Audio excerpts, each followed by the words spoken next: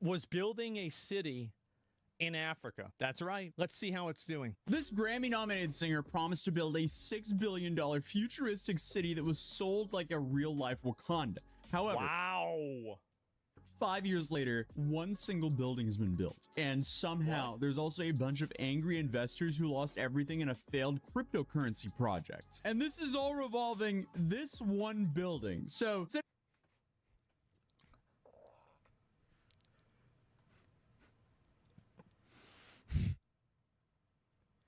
that's it? Wow. I mean, you gotta admit, that's kind of impressive, guys. Wow. So today we're going to take a look at what in the tomfoolery happened here, because it's safe to say we have quite the insane story to talk about today. And before we dive into what's wrong, it's worth understanding why people took this project seriously in the first place. You see, Akon isn't just some random celebrity making wild promises while throwing money around for publicity. He has a little bit of a track record for doing projects in Africa, which and he has done a number of very good things for Africans. It's not like this guy hasn't done anything good ever. But it's a little bit harder to build a whole fucking city. Building Wakanda is harder than, you know, giving people water or something else. Helped him get this contract to begin with. To go way back, he was born in Missouri and became a prominent name in the music industry after his single Locked Up gained popularity in 2004. However, although Akon is originally from Missouri, he actually grew up and spent part of his childhood in Senegal until he was 7 years old. So more than a lot of people, he has some firsthand experience of what life is like without basic infrastructure, like most of us honestly kind of take for granted. So because of I don't know how the fuck Africa doesn't still have that shit. It's insane to me that there are such big areas in Africa that just don't even have basic infrastructure. How does that happen? Growing up, he experienced what it was like living in complete darkness once the sun went down. No running water, no electricity, and no power grid. With local businesses shutting down at night, families were forced to use candles and kerosene lamps to get everything done, which was not only inconvenient, but dangerous as well. Moving forward, in 2014, after establishing himself in the music industry, Akon launched this project called Akon Lighting Africa, in which he proved that he could deliver significant benefits to these people, not only in the country that he grew up in, but also across the this is great. This is amazing. Good. W. Massive W. whole continent. And this is where things actually started to get a little bit impressive, because just in the first year, he brought solar energy to 14 different African nations. There were certainly critics who questioned various aspects of the project, especially its involvement with Chinese government-owned construction firms. Oh, shut the fuck up. Suck my dick. Fuck you. I don't want to hear about that. Oh, but China. You're tweeting "but China" on a phone made in China. Shut up. Still, ultimately, it was the communities themselves that benefited the most. You see, solar electricity enabled vendors to operate longer hours, allowed kids to study after dark, and provided solar-powered streetlights, which in turn decreased crime rates due to increased visibility. So, by 2016, Akon Lighting Africa had installed 100,000 solar-powered street lamps and 1,200 solar... Universal, massive fucking W. Nobody can take that away from him. That's amazing. W. Akon. Microgrids, creating more than 5,500 jobs in the process, and as a result, an estimated of 28.8 million people gain access to electricity due to his efforts. I remember when this happened. I thought that was that's badass. Not nothing. That's worth giving praise for, and it was this success that gave him the credibility to pitch his next very grand project. So when Akon announced he wanted to build an entire city, people listened. Following the success of the lighting project, Akon went on to this publicity tour in 2020, and during this, he announced this futuristic utopian city called Project Akon. From what I understand, the president of Senegal gave you 3 square miles of land. Well, this is the thing. I had to actually buy not that big land, so it wasn't gifted to me. What the president and the government are doing, they're actually laying the foundation for all the infrastructure, like the basic sewage, electricity, all the things that have to be set forth for me to build the city on top of. And they give me 100% full, support. So it's going to include roads, a hospital, houses, hotels, a police station, a waste facility, a school, and a solar power plant, of course. Solar power plants, theme parks. How's it going? Theme parks. What? Man, theme boat parks? docks. and it's called Akon City. It's the Akon Theme City. parks. That's phase 1 though. You see, the plan here was to build the city on a 3 square mile plot, approximately 60 miles from Dakar, or Senegal's capital. I And just even don't though think 3 it's square that miles big. might not sound huge, that's roughly 6 times the National Mall in Washington, D.C. And this It's was still not that supposed to big. be, you know, phase 1 of a multi-phase plan that would eventually expand much further. The I guess that makes renderings sense. honestly kind of look promising. Modern skyscrapers here, future. Oh wow! Look at that. What is this? What is this? This is like the beginning of Elysium or something like that. Really? Like, yeah, this is Dubai. Exactly. Architect, green spaces, honestly everything you would expect from a city that's essentially being branded as like Africa's Dubai and the real life version of Wakanda. And the city was designed to have 5 distinct districts. You have this African village. Yeah, the big difference between Dubai and this is that Dubai, there's like this little thing they call oil, right? And so oil is worth a lot of fucking money. So what ends up happening is that they sell the oil and then they can build Dubai. Now, there's not as many oil. There might be shiny rocks over there. That's great. But there's not enough shiny rocks. District that would feature modern waterfront homes and a sprawling all-inclusive resort. Then you would have the entertainment district, which would house a cutting-edge multi-purpose stadium and a massive casino. No, Then you have don't the tell me tech that's the district that was Casadium. supposed to become like the Silicon Valley of Africa, where In my opinion, I think that they made a huge mistake with these weird avant-garde building designs. Africans don't need some weird building that looks like a dilapidated dick.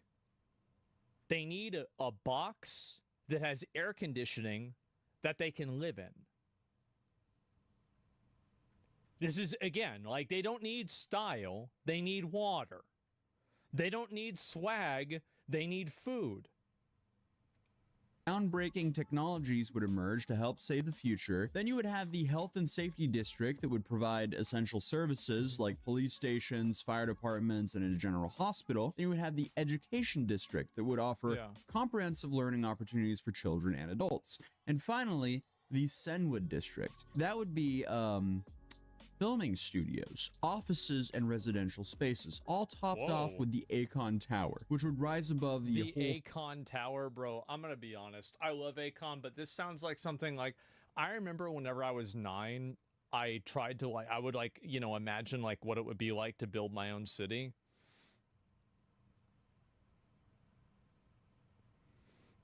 I mean, come on. Skyline. But if that doesn't sound bold Trump enough, there were Tower? some red flags that started waving on the horizon, because shortly after the announcement of this new project, Akon also revealed that this city, it would operate with its own currency, or even better, it would operate No, don't say it. with its own cryptocurrency. Oh, I knew it. Oh, God. Why do you do this to yourself?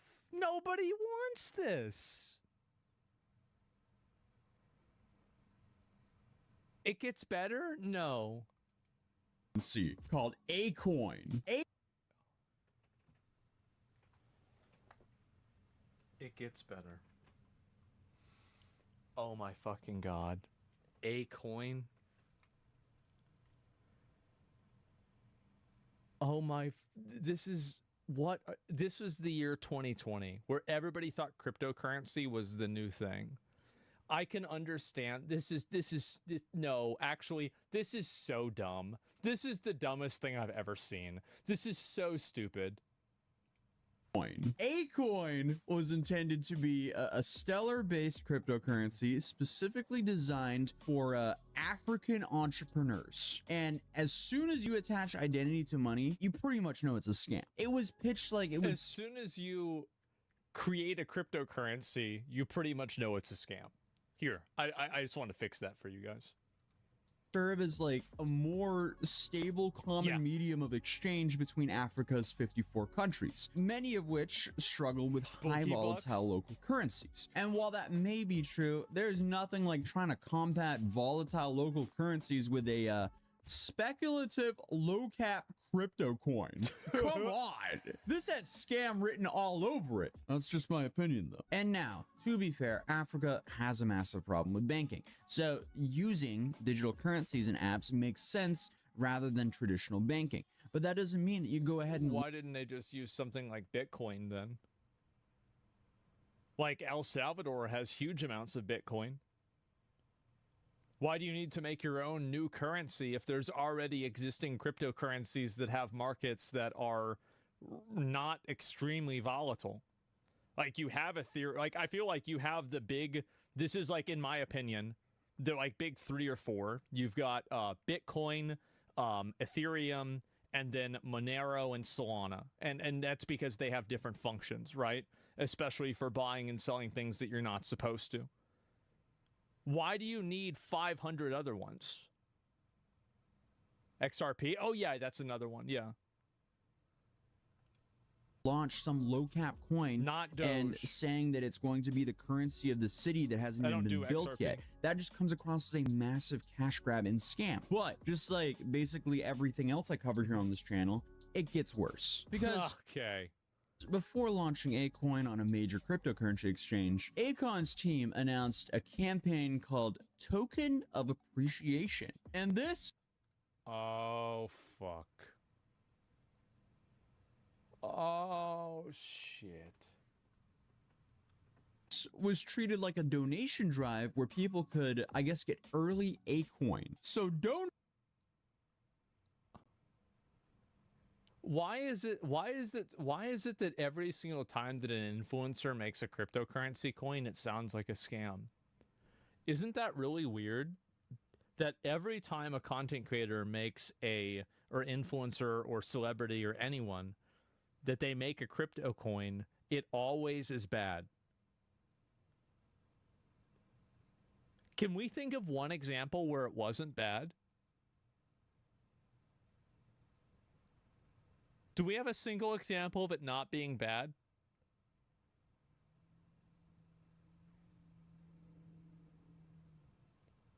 No. Okay. Yeah, I didn't think so. All right. So the success rate is 0%. Here, they were promised 4 Acoins for every $1 they spent. So when Acoin finally launched on major crypto... What do you guys think is worth more right now? Acorns or Acoins?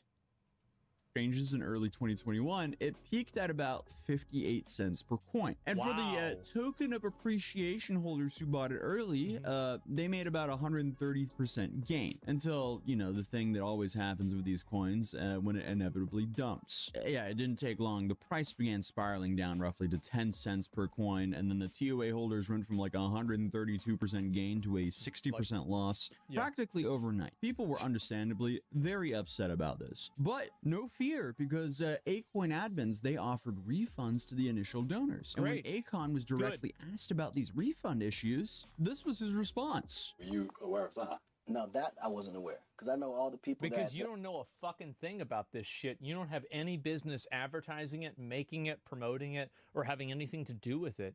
You're a singer. You did a great thing for Africa, and you were able to do that, but making a entire digital currency is a little bit more fucking complicated. Like, you should have never done this. Like, yeah, I mean, they're using his name. Yeah, exactly. That's the problem, right? He's a con artist, nothing more. No, you need to understand that a lot of people, and this is especially true during 2020 and 2021, 2022 to a lesser extent, a lot of people really thought this is the way things were going. And a lot of mainstream celebrities were pushing this. This was extremely common. You had even financial people like Kevin O'Leary talking about using other types of like big companies and stuff like that too. So yeah, Akon artist. Yeah, no, I get that too, for sure. But like, all I'm saying is that he's Akon art. Wait, what do you mean by that? Akon artist.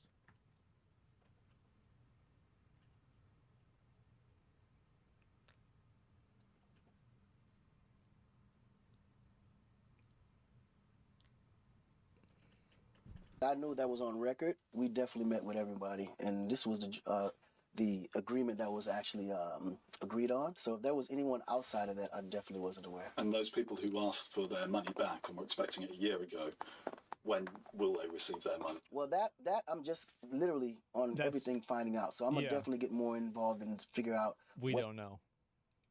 That's about. But we don't know. Do we have no idea. Instruments in place to make sure those people are happy, even if I got to go in my own pocket.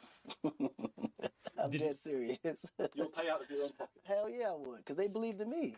Why wouldn't I? Okay. I mean, that's based, honestly. Like, that's the best response he could give. Did it happen? That was kind of an evil laugh, and I couldn't find any proof of him paying anyone back. So, I would have never guessed. Take that how you want, but he's claiming he had no idea there was problems with the refunds, which, I mean, you know, if you're running some cryptocurrency project, it seems like, number one, that's something that shouldn't really happen, but if it is happening, you should probably be aware of that. Yeah. Obviously, it just gets worse because the coin eventually crashed to fractions of a cent, representing a... Oh, God. Oh, no. Essentially like a complete loss for all the investors. So it's 1/3 of a penny? Less than 1/3 of a penny.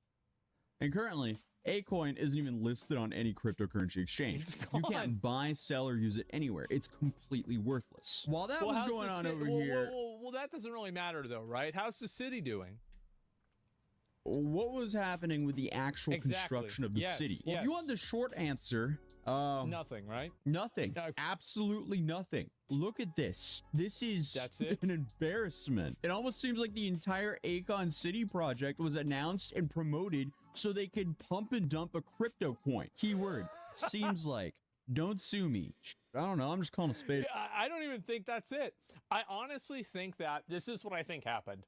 I think Akon had massive success in music. He had massive success in smaller initiatives helping Africans. He did a larger initiative helping Africans. He also had massive success in that. And he decided to bite off more than he could chew. And he listened to the advice of people that misled him with cryptocurrency because he didn't understand it.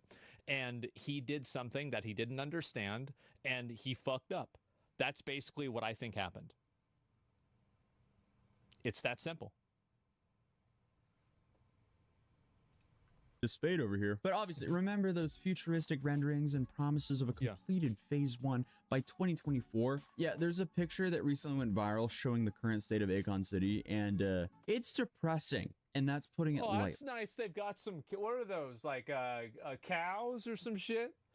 Yeah, look at that. So that's the entire city. Well, that's what you can build with cryptocurrency, I guess. And apparently this building is a recreational center. An unfinished recreational center. Nice. $6 billion. And this is all they got. I've seen... Whoa. Where did this $6 billion come from? Amish people put up a house in like 48 hours. Meanwhile, I don't know why they can't get their shit together over there. This is a joke. I mean, you want to say it's corruption? Get the fuck out of here. Everybody's corrupt everywhere. Jesus, you got to get your shit together over there. It's fucking embarrassing. What we got for $6 billion. But I mean, hey, at least construction has begun. The first phase was supposed to be built on 55 hectares of land, eventually expanding to 500 hectares by the end of the decade. That's a lot. Instead, we got one building and a bunch of empty fields. Wow. So Senegal's tourism board, SAPCO, was actually backing the project, and they were initially all in on supporting Akon. However, by 2024, SAPCO allegedly began to lose patience with the lack of progress. They reportedly sent Akon a formal notice that if the project hasn't advanced by the end of the year, his contract would be terminated. And looking at this... Good. That's smart. This single house that's sitting on this plot... And I guarantee you that's probably not even true. If they had just made more buildings, they would have been like, oh, okay, all right, things are moving. Cool, great. All right, let's see how things go. Of land, it looks like that's exactly what happened. Because according to blackenterprise.com in August of 2024, Akon was warned that missing deadlines and payment schedules to SAPCO could result in forfeiture of the property. And since Akon missed those payments, most...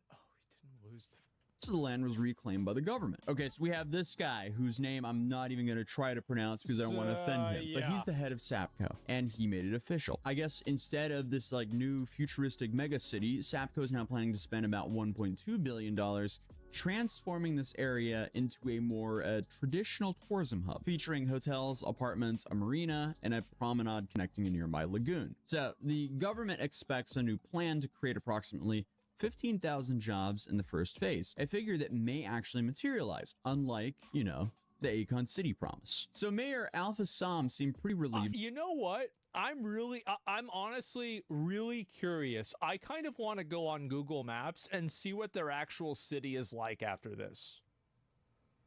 What is it even like over there? I have no fucking idea. About this new direction, saying, and quote, may this resort serve as a model for success in Senegal, a hub of tourism and a source of economic opportunity. And Jean-Wally Sine, a local school teacher and resident, probably summed up how everyone was feeling. For a very long time, people, including Akon, have been coming and trying to sell us dreams and illusions. Finally, there's a dream for Mubadeen that we dare to believe in. But this time for sure.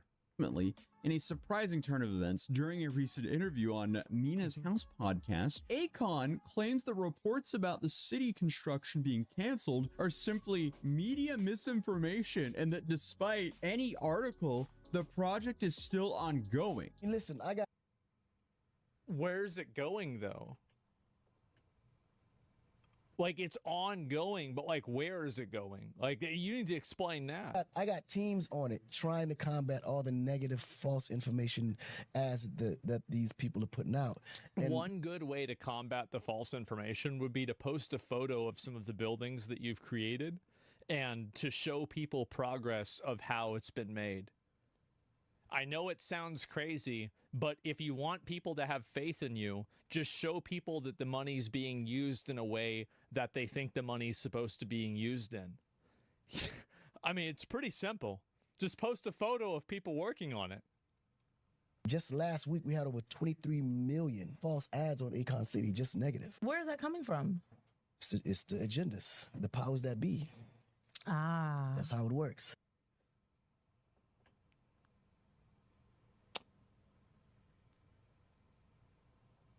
Who? I don't know. Okay. You know, when they want to destroy something that can change the minds or the mindset of people, that's how they do it, through the media. So according to Akon, all of the reporting from BBC News and all the other outlets about the project being canceled is merely propaganda intended to discredit the project and discredit Africa as a whole. Okay. He's not providing specific details about the construction progress, timelines, or address the fact that Sapco has officially stated that the project no longer exists. Instead, he's talking about dreams becoming reality and saying there's some sort of coordinated misinformation. Yeah, we're talking about dreams and conspiracy theories in the media. And it's like, well, do you have like a photo of the buildings? No. Do you have like plans for the buildings? No. Do you have like photos of people making the buildings? No. Do you have like any sort of like statements or updates on when the buildings are going to be made? No. But it's all a conspiracy to make you look bad. Yeah, for sure. Campaign against him. Akon at this point is just kind of coming across as the embodiment of this meme. Corruption is not bad. Corruption is only bad if I'm not involved. Yes. But if I'm part of that corruption, I'll defend it. Which at this point is kind of... You gotta respect, bro. Like, he just says it. Depressing, because you can just add him to the list as another person who's taken advantage of Africa as a continent, because overall as a continent it's just sadly so disgustingly plagued by corruption and scammery. Even though it's worth recognizing, I'm gonna be honest, I don't think that Akon scammed them on purpose. I think that it's just really hard to build a city. He's totally not equipped to doing it. He doesn't know how to choose a team very well, and he failed. But it wasn't out of malice, it was out of incompetence and ignorance. And I think that 99% of other people would have failed in that situation as well.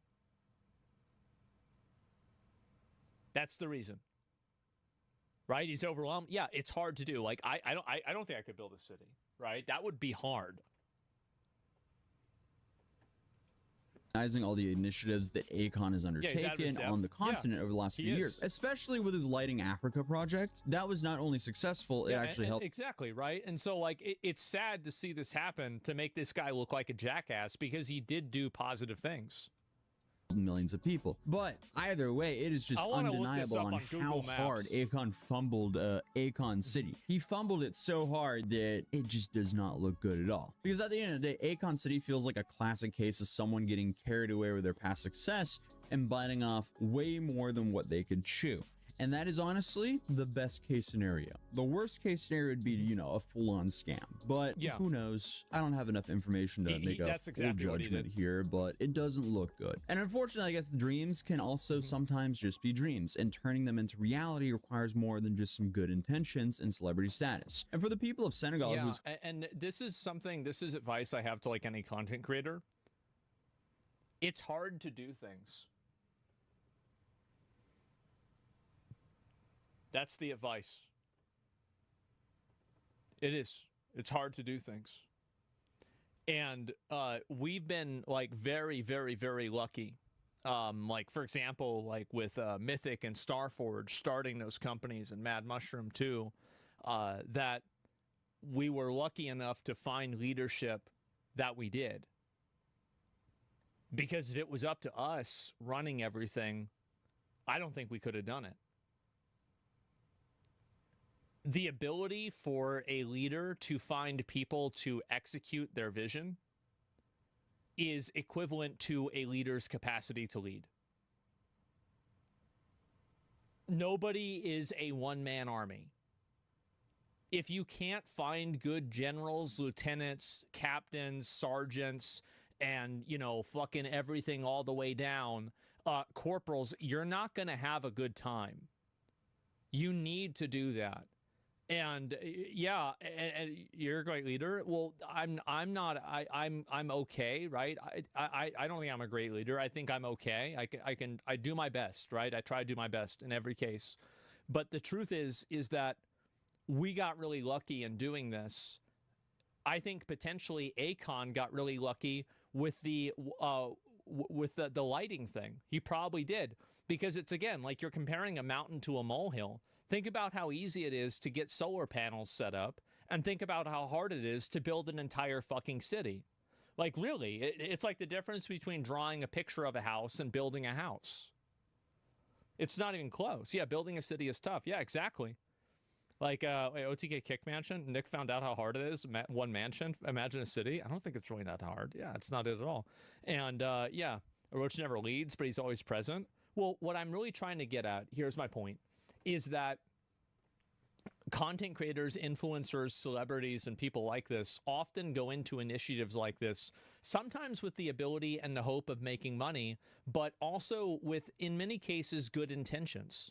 But the reality is that just because you're a really great singer doesn't mean that you're going to be really great at running a company that does perfume. Just because you're a really great content creator doesn't mean that you can create a new digital currency. And I think that the problem that a lot of these people have is that whenever you're a really popular person, you get this idea in your head, and I see this very commonly, is that people get this idea in their head that they are somehow, smarter, or they have, like, greater insight than the average person because they found success in a certain industry. There is no bigger mistake that a person can make than doing and believing that their intelligence and their competence inside of one thing means that they are brilliant in everything else. And here's a great example, is Dr. Oz. Dr. Oz is a legendary, world-renowned, insane surgeon. Like, nobody can really deny this. But at the same time, it doesn't necessarily mean that he can get into politics. So just because somebody is really good at one thing doesn't mean that they're going to be good at everything else. It's hubris? Yeah, exactly. And so, speaking facts, yeah, Ben Carson's another great example. You know, Ben Carson was, like, I think the first person to perform surgery and separate conjoined twins. The guy's a fucking, a medical fucking virtuoso, surgical virtuoso, like absolute wizard. But that doesn't mean that he can run and win the presidency, right? These are two different types of two different types of competencies. Hoping this project was going to bring jobs and economic development to their region, well, at least the new government's plan seems more realistic and might actually happen. Or maybe it might just be another rinse and repeat. Who knows? Maybe we'll check back in with a new video 5 years from now. But either way, that's how Akon's $6 billion future city became a single building in an empty field. That's embarrassing. And how he joined the long list of celebrities to drop a completely worthless cryptocurrency. But other than that, hey, feel free to subscribe if you're new here. Drop a like on this video if you enjoyed it, and I'll see you guys in the next one. Peace. So I mean, growing up, and even now, right? I love Akon. I think Akon's music is amazing. Any guy that grew up in the 2000s was listening to Akon on the radio in high school, middle school, college. Like, and so it's really sad for me to see this shit happen, right? It is, because I love Akon. He sucks? I don't think he sucks. I think Akon's great. Yeah, I think he's fucking great. And so anyway, the Raw Arts video passed over. Congressman Apak Nat to ban Congressman trading stocks. Yeah, I saw that. I didn't know if that was really going to happen, though. The Pelosi Act, I know what you mean. But anyway, Akon just didn't know his limits on this one. Yeah, he didn't know his limits. And I have made decisions, and I have kind of bitten off more than I can chew in the past. And I think, honestly, a lot of people have done that. Like, even people that are, like, insanely competent, really smart people, like Elon Musk got involved in the government. This is the richest guy in the world. Did he make as big of a change in Doge that you would have hoped that he could have? No, probably not. The answer to that for most people, probably fucking not. And so anyway, yeah, he's a polymath, right? Exactly. And but that doesn't mean, and I'm sure that in a lot of cases he went into it with good intentions. Maybe not every time. I know people don't like Elon, so you don't want to agree with me on this case. I think that there are many cases where content creators, influencers, celebrities, people that are really good at one business go into a business with good intentions. But just because you have good intentions doesn't mean that you will have good outcomes. And I think this is the one thing that a lot of people like this don't really seem to understand. It is really, really hard to do things like this at scale. It is. It's difficult as fuck. Yeah, he underestimated the evilness of the far left wackos. He did it for his ego. A lot of people do things for their ego, but there are plenty of people that do things for their ego and then they're successful and they build their ego up. And I say, thank God, great. At least now we have the world being a better place. Wait, which way is Akon City? So it's got to be this way. So you've got to follow, who's this? That's the only person that lives there. That's tough. Where did it go? That's a goat, yeah. That's the mayor. See the tower, bro? There is no tower. I don't see it. Is there a single tower anywhere?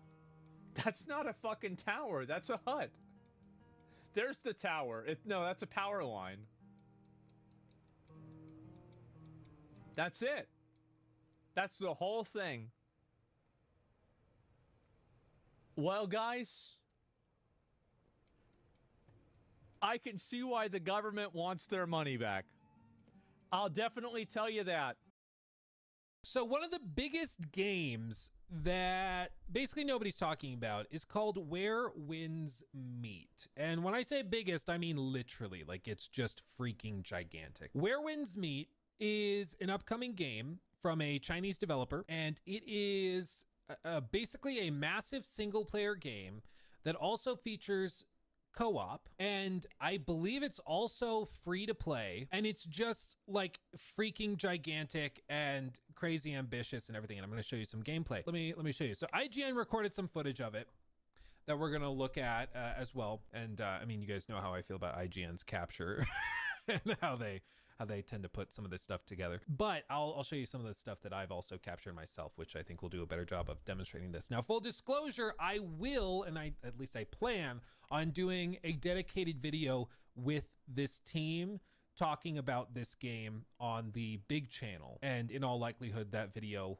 they will sponsor to put that video up on the big channel. As part of this whole process, I asked to play the play test myself to see if the game was something I'd be comfortable talking about, which is pretty common for us, where I only will talk about a game if I like it or if I think that it's worth talking about. And they were like, okay, yeah, no. And I was like, I have to be allowed to say whatever I want to say. And they said, okay, whatever, check out the game first.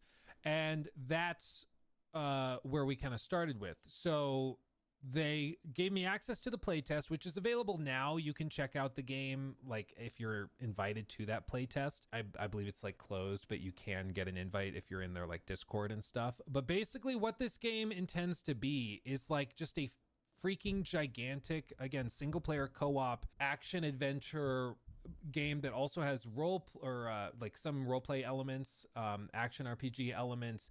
It aims to have a combat system that's challenging and also pretty scalable, as you can tell with like big boss fights and encounters and stuff. It aims to take inspiration from everything from Soulsborne games to also Assassin's Creed. It also, like, all of the paid elements are, because as I mentioned, I believe they're going for free to play with this. All of the paid elements are cosmetic only. They have sworn up and down that none of it will be gameplay affecting and will only affect the visuals and cosmetics. And it just seems like a totally crazy, ambitious project that is like ridiculously like hard to pull off. That's basically what it sounds like.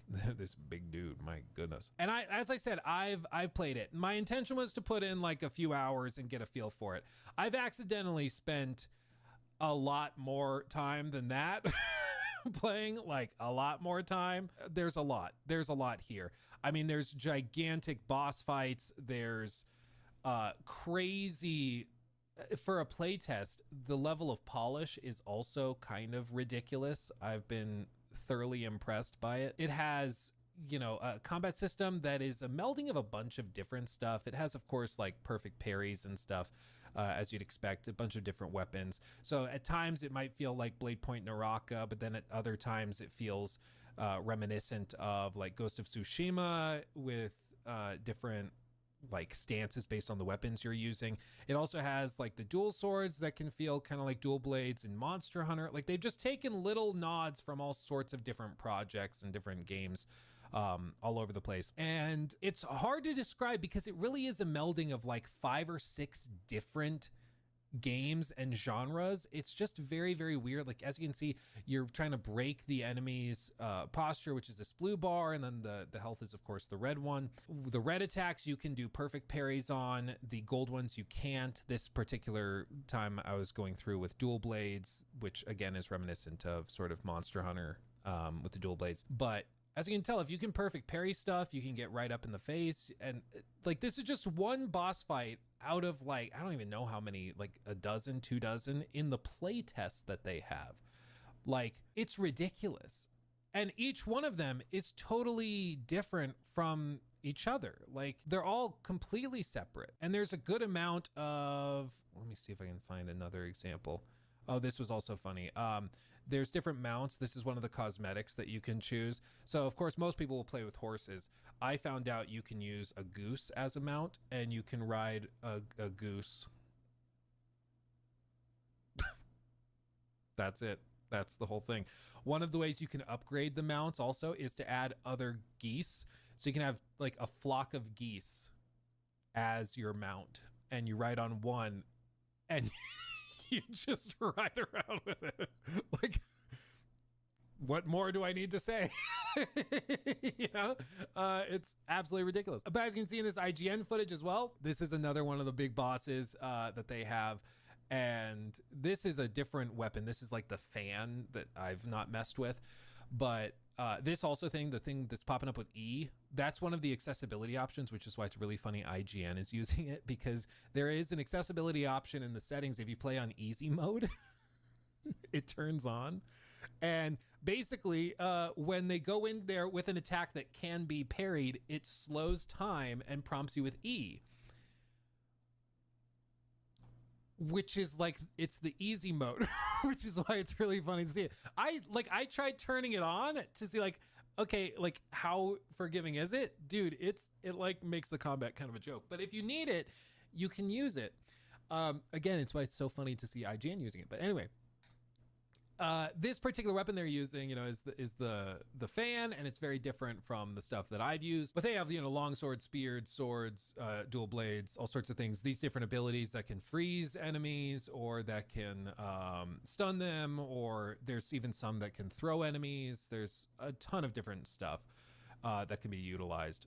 And it scales pretty well. So if you want it to be really, really difficult, you can do that, and they'll reward you with like greater XP payouts and greater materials and things. So it can be very easy or very difficult depending on what you want. But honestly, like, I've just been really impressed. I told them after playing it, I was like, honestly, like, this is probably the most impressed, for one, I've ever been with a free-to-play game like this. I'm thoroughly impressed that they've managed to pull off a free-to-play single-player game that is a melding of all these different components. It's very much a Chinese game in terms of the narrative. Like, it's I forget what they call it, wuxia, or WUXIA.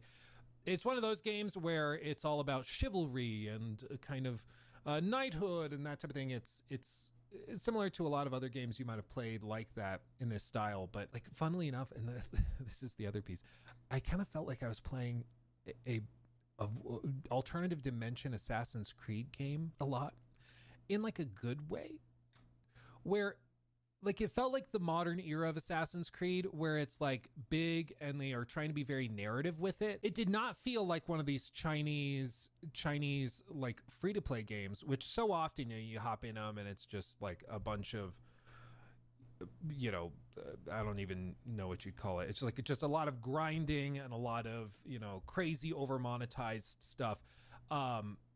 It just felt like a really ambitious open world adventure game that happens to be free to play and crazy. Like, it was really cool.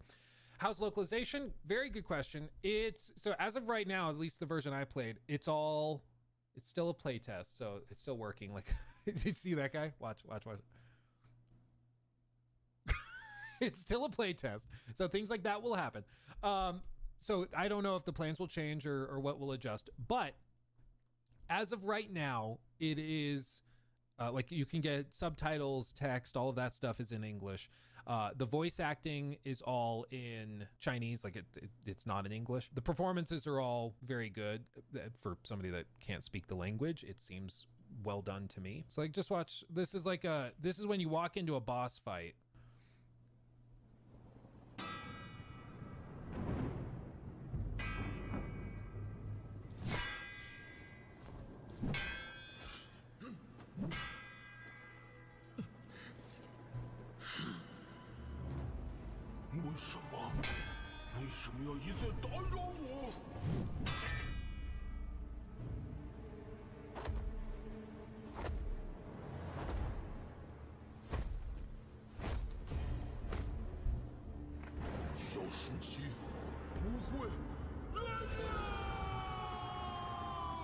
It's like all the boss fights have little cinematic lead-ins and stuff. And then he actually curb stomped me. I was like, oh God, I wasn't ready for that. This guy ended up being quite difficult.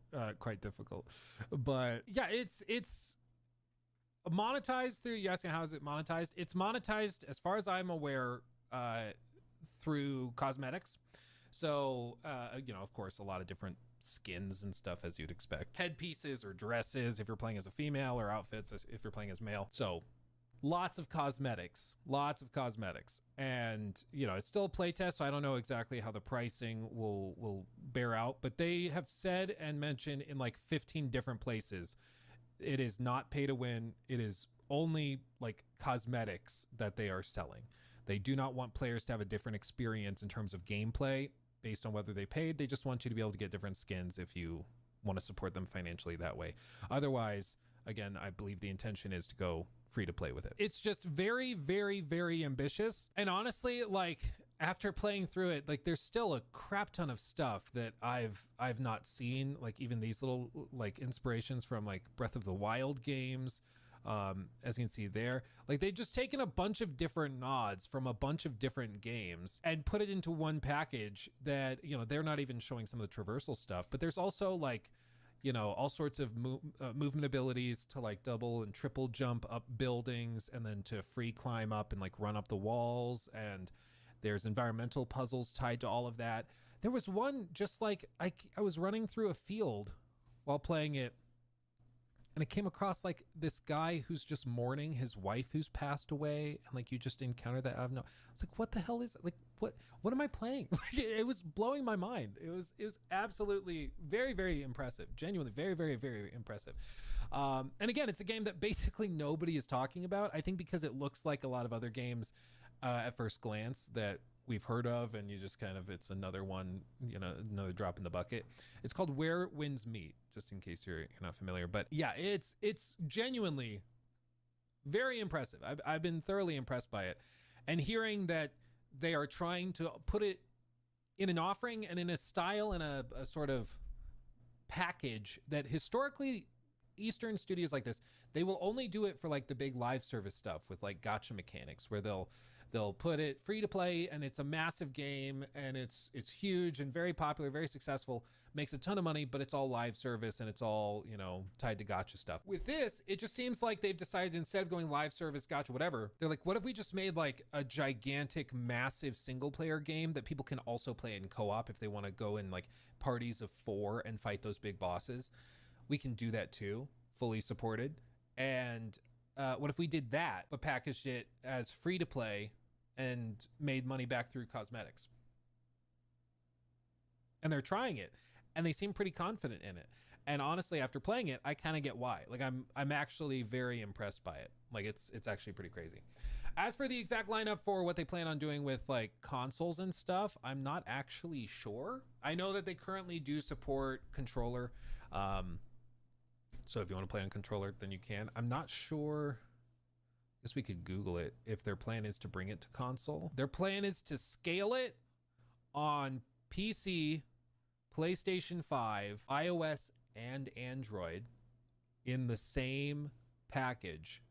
And that is with, again, like this is what it looks like on PC. And they say that they are able to scale it to mobile as well. Which, bear in mind, every building in this game you can enter, apparently. Like, apparently every building in this game you can go into. They all have interiors. And they say that they can get this running on an Android device or an iPhone. I don't even know how that's possible. But we've seen it with some of these games. Some of these Chinese developers are able to get games running on mobile, and you're just like, how on earth did you manage that? Like, how did you do that? I just don't get it. But apparently they're able to do it. Oh yeah, these are some of the it's so crazy. This is another bit of me riding on my goose. But yeah, apparently this can run on mobile is what they say, which I've not seen the mobile version, so maybe it definitely looks like mobile, but I don't know, man. I don't even know. So after trying it myself, I was like, I will happily talk about this on the big channel. I'm quite impressed. So you asked me to talk about the gameplay preview or whatever. I've tried it, and I'm actually quite impressed with it. And I mean, goose mount. I honestly thought it was a bug when I saw in the menu that you could play, like you could swap your mount to a goose. I was like, oh no, I found my first big bug. Why is a goose in the mount menu? I selected it. I was like, oh no, you literally just ride on the back of a goose. It's like, I can't believe it. Can't believe it. It's ridiculous. So yeah, that's Where Winds Meet. I think that's also one to keep an eye on, because it's just like ridiculously ambitious. It's being made by Everstone. Have they done anything like this before? It's a NetEase company. Yeah, I don't know. Anyway, it's ridiculous. It's crazy. He took my thing. Red flag, red flag. 16 times the detail.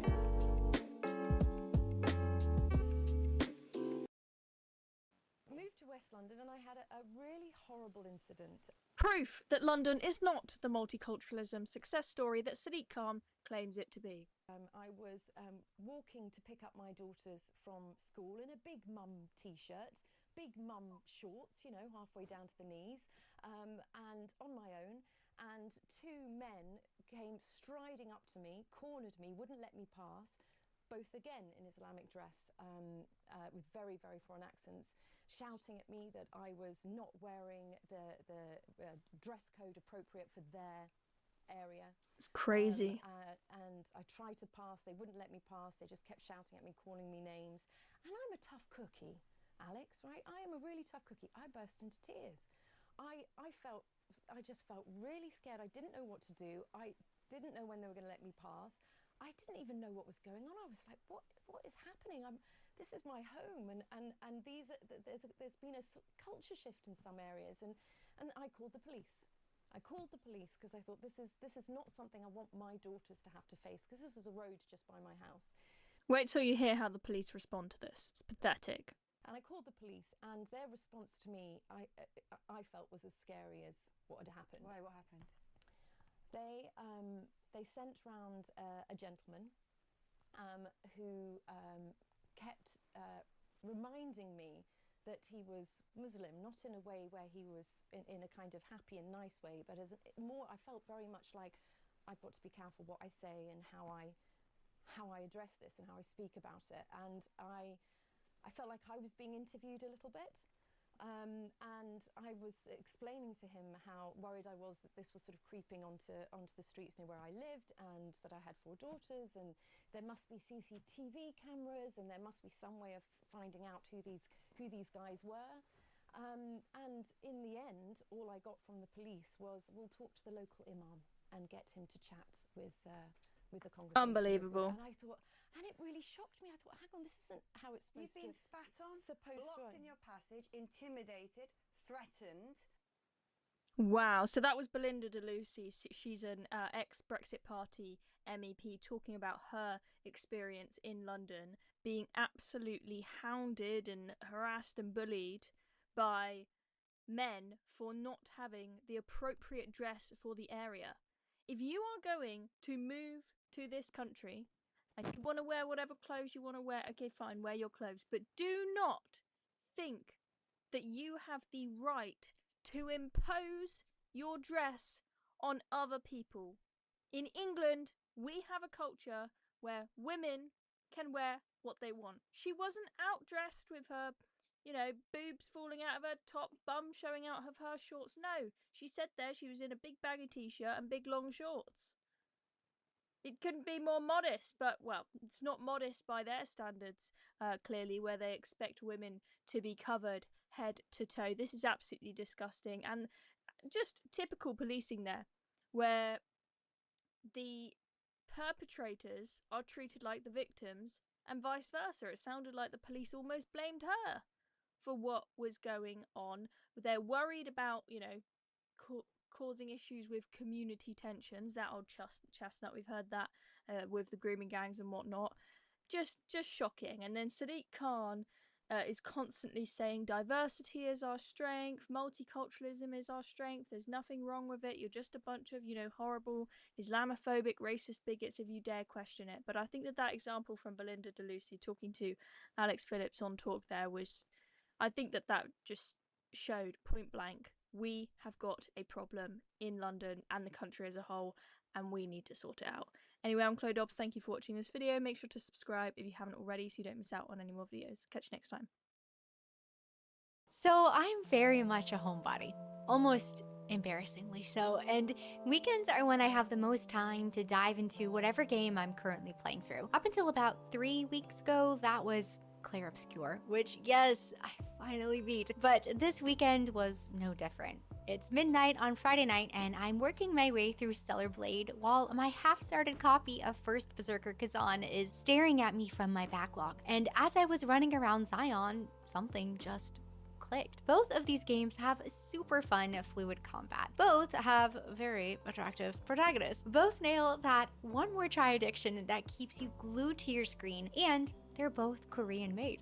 As I realized this, it hit me. When did Korean developers quietly start dropping all these bangers? I started looking into it, and I guess this has just gone completely under my radar, but developers from China and Korea, places that historically haven't made double or AAA titles, have really been knocking it out of the park lately. And obviously, Japan has always had their share of home runs too. But these days, with how expensive games are becoming and with how awful some of our choices are, this really means a lot. We're naturally gravitating towards the games that respect our time and money, and over the past couple years, Eastern developers have been pulling us in like a black hole, and I'm loving it. It's no secret that Elden Ring and the Soulsborne formula have inspired many of these Eastern developers. And how could they not? Elden Ring was a cultural phenomenon, and yes, I've seen gamers claim Souls-like fatigue, but I think that fatigue only happens when the games are bad. So just like what Mr. Gunn said, it's really just bad game fatigue. Here's the thing though, these Eastern developers saw the genuine love and excitement people had for this genre and thought, we can make something players will love too. Most recently, we saw this with Wu Chang Fallen Feathers. Yeah, there were optimization issues at launch, but you can still see that this smaller team was genuinely trying to make something they thought would resonate with players. And since launch, they've apologized, they've released patches, and they've even given away in-game loot. Come on, they're obviously doing their best and working for us. They made this game for us, the players, and they want us to enjoy it and love it. That's the difference. Some developers are genuinely trying to make games with us in mind, and others just aren't. And the crazy thing is that these Eastern developers haven't discovered some secret formula. They're not doing anything new or groundbreaking, they're just getting back to the basics, making games that respect players and want them to have fun. So all of this got me thinking about the state of our industry. What is happening with Western developers, and how are they so far behind their Eastern counterparts? Now, before we get into the whole East versus West thing, let's be real. The gaming industry is getting squeezed from every direction. We've now got credit card companies trying to censor gaming content, games disappearing when servers shut down, hence the Stop Killing Games initiative, rising development costs making everyone risk-averse, live service pressure from investors, the prioritization of modern ideology over good gameplay, and us just paying more than ever for games that we don't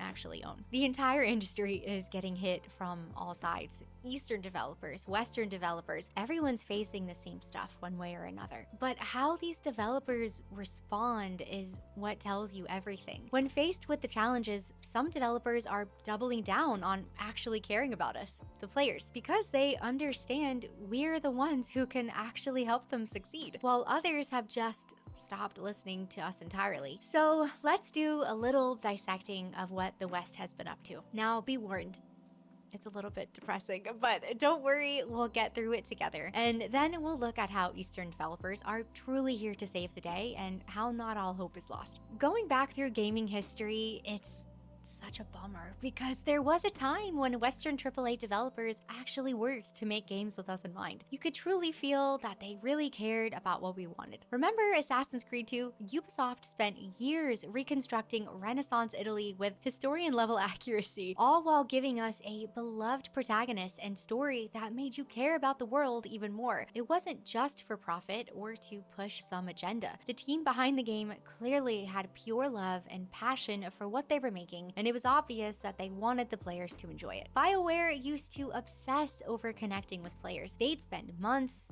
years, perfecting conversation systems and Mass Effect and Dragon Age because they understood that's how we bond with the characters. Thousands of lines of dialogue, branching narratives that actually mattered. It was all because they knew that's what their players would love. And Rockstar, their track record speaks for itself. GTA, Red Dead Redemption, they are making games 100% catering to the player's experience, which is why I'm really hoping GTA 6 doesn't disappoint. But across the board, going back through gaming history, there are so many examples of games that were made by people who wanted to bring players joy. You could feel the love in every mechanic, every system, every decision. Western AAA gaming was in its golden age. So what happened? Well, looking at the state of the industry right now, it's clear that so many studios have replaced respect and passion with greed, contempt, laziness, and just nonsense. They started shipping broken games at full prices that continued to creep up, cramming in microtransactions and live service monetization, expecting us to pay for unfinished products, then buy the rest as DLC. They've let cultural pressure override what we actually want. Now character designs have to go through committees that are terrified of making anyone attractive or appealing. They prioritize poorly executed modern ideologies over actual compelling narratives and characters. Everything they do at this point is for what the modern audience desires, but where are they? Where is this audience and why aren't they buying these games? I mean, just look at the lineup over the last few years. The Concord team allegedly spent well over their $200 million budget just to make both a game and characters that appealed to no one. And then they shut down after 2 weeks. Dragon Age: The Veilguard was in development for 10 years and somehow still launched with insanely awkward and lecture-heavy dialogue in a game where dialogue is everything. The Saints Row reboot, with over a $100 million budget, completely ignored fan concerns and just steamrolled ahead to failure, and ultimately the developer's demise. And don't even get me started on Ubisoft. Star Wars Outlaws only sold 1 million copies in its first month, despite their massive marketing spend, causing their stock to crash to a 10-year low. Then there's Assassin's Creed Shadows and Skull and Bones. Flop after flop with these same awful formulas, costing the company over $178 million in losses for the last year. And their CEO keeps making these tone-deaf comments about it all. He can't be stopped. The list goes on and on. Suicide Squad, Redfall. What's the result of all of this? Mass layoffs across the industry, studios shutting down, and these companies bring all of this upon themselves. They cut corners, push low-effort development, and chase that mythical modern audience instead of truly serving the players who are actually supposed to buy their games. Studios that have been around for decades are getting shut down left and right because they followed these awful formulas, prioritizing monetization over quality, ideology over gameplay. There has been so much money wasted. This is basically the state of Western AAA games.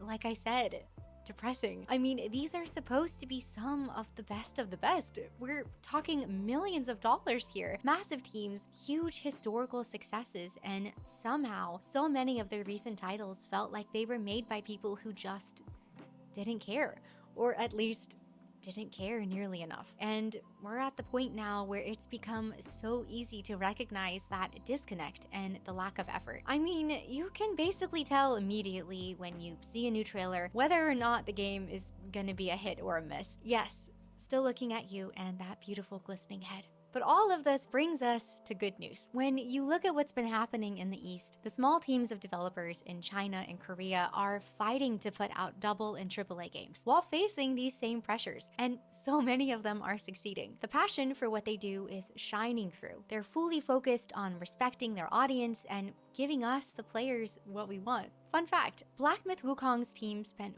4 years traveling around China to 3D scan real locations out of pure love and authenticity. You can feel how much they cared about the source material, story, and the characters. I love that little Buddha. And they shared that passion with us at every step. And you know what?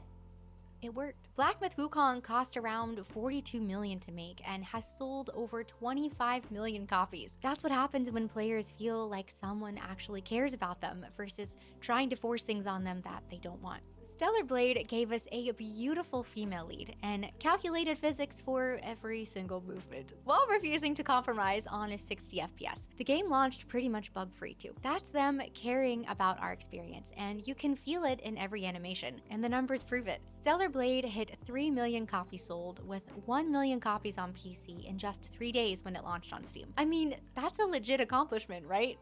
A pretty protagonist and good gameplay really are an unbeatable combo. Another recent one is Lies of P. They took the Souls-like formula and crafted this haunting, twisted, Pinocchio-like world with such attention to detail and polish that showed genuine love for both the fairy tale and the players who love this genre. The market responded, and Lies of P sold over 3 million copies, hitting 1 million in its first month alone. And this also just gives me a chance to say, Eastern developers across the board are not afraid of making games that look good. Attractive, beautiful characters that aren't trying to check boxes, but are just trying to draw the player in and add to their experience and enjoyment. No intentional nerfing of their looks, no agendas, no ulterior motives, no nonsense. Just good-looking, pretty, attractive characters and designs. And I've said this before, but I don't understand why this is so hard for Western developers. Stop making your characters less attractive on purpose. But getting back on track, are all of these Eastern games perfect? No. I had the occasional frustrations with Black Myth's hitboxes, and I wouldn't say Stellar Blade's story is my absolute favorite, but here's the thing. They are trying. Just like with what I was saying earlier with Wu Chang, they're clearly trying. They're at least putting in the effort, and you can easily see that these developers are working to make something they hope will love. The genuine care still comes through, even if the execution isn't always perfect. Yes, we want to get our money's worth and don't want to buy broken things, but from what I've seen across the internet, we're not expecting perfection, even at the AAA level. If you can see that the developer is valuing and respecting us, we're genuinely pretty forgiving, right? And it's clear that these developers are at least attempting to do that and serve their audience well, even when they don't nail every single thing. The total gap and difference between the approach to development between Eastern and Western devs is just so massive at this point. It's almost like they're going in complete opposite directions of each other. One is obviously right, and the other thinks they're right while blindly charging ahead into the fire. And since we're talking about developers serving their audience, I feel like I can't make this video without at least mentioning that there are still some incredible Western indies who are fighting the good fight. Clair Obscur with Sandfall Interactive pouring love into every story beat, accompanied by great gameplay, sold over 3 million copies, and now they're having meetings with Square Enix. I'm not a card girl, but Balatro was made by one person over 2.5 years and sold over 5 million copies, finding real success with its audience. Animal Well spent 7 years in development to create a highly praised Metroidvania that, during launch month, outsold every first-party Nintendo game on the Switch's eShop. Great job. And another Crab's Treasure, the Souls-like from Aggro Crab, reached 500,000 copies sold in just over 3 months, with the developer saying, "You can't engineer virality, but you can put heart into the game." Heart. That's what we're talking about. Baldur's Gate 3 has sold over 15 million copies. You can feel how much Larian loves this game along with its audience. Hogwarts Legacy sold over 30 million copies because someone finally tried to give us the Harry Potter experience we've always wanted. When you look at these games, you can clearly see a difference versus all the Western flops, right? The AAA disasters with their massive budgets will continue to be completely outperformed by developers who show genuine love, care, and appreciation. The pattern is crystal clear. When developers make games for us, we respond, even when the games aren't perfect. That response sends a clear message that developers who try will be rewarded over developers who couldn't care less. And that message is creating a beautiful renaissance. You know that moment when you start a game and within minutes you're like, oh, this is going to be good. That feeling is coming back to gaming. Because when developers prove that actually caring about players works, it gives everyone else permission to care again too. When studios see Black Myth Wukong making $1 billion or Stellar Blade having immediate success on Steam, suddenly the whole industry has to choose. Start actually thinking about your players, or watch the developers who do care about us leave you behind. This success is spreading. More Chinese and Korean studios are feeling confident that caring about players works at a AAA scale, and they're branching out beyond Souls-likes into every corner of gaming. RPGs, horror games, action titles, bringing that same respect for players wherever they go. Just look at what's coming. Tides of Annihilation, which I'm super excited for, Phantom Blade Zero, Blood Message, Crimson Desert, finally launching, hopefully. Project the Perceiver, doing this philosophical storytelling thing. Showa, American Story, tackling alternate history. That feeling is coming through in every trailer, every gameplay reveal. These developers are trying to make something we'll love. And every game we buy is a vote for what kind of industry we want. When we support developers who make games for us, we're funding care over corporate nonsense. And right now, especially, our purchases matter because the developers who get it are fighting for us and fighting to keep that focus alive. Here's what I really believe. This isn't East versus West at all. It's genuine care and passion versus contempt and disrespect. Developers who build with their audience in mind versus studios who've stopped thinking about us entirely. And after all of the chaos that's infected gaming development over the years, I still feel genuinely hopeful. We're proving that our voices and our wallets do make a difference, and that the future of gaming will be written by the developers who value what the players want. The Renaissance is real, and I can't wait to see what comes next. Thank you so much for making it to the end of this video. Are you feeling this shift too? What are some of your favorite games lately? Ones that clearly had a passion and respect for the player. I would love to hear your thoughts because honestly, my backlog is never big enough. Thanks again for being here, and I'll see you in the next one.